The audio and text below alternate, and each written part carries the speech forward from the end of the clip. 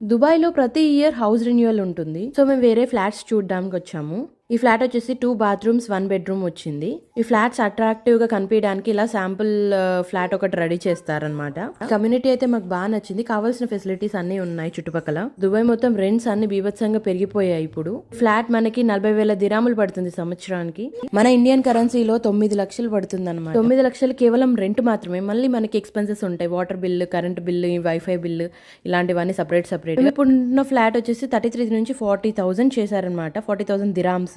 So అందుకని ఇంకా వేరే ఫ్లాట్స్ కూడా చూద్దాము, ఏమైనా తక్కువలో దొరుకుతాయా అని వచ్చాము. పని ఎక్కడ చూసినా, దుబాయ్ చివరికి వెళ్ళి చూసినా సేమ్ రేట్లు ఉన్నాయి. బుడ్డే దాని బొమ్మను పట్టుకొని కమ్యూనిటీ అంతా తిరిగేసింది. ఇది వచ్చేసి కమ్యూనిటీ సెంటర్.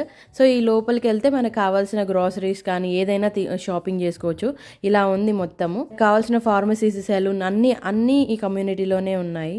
ఈ వీడియో నచ్చితే సబ్స్క్రైబ్ చేసుకోవడం మాత్రం మర్చిపోకండి. Full home tour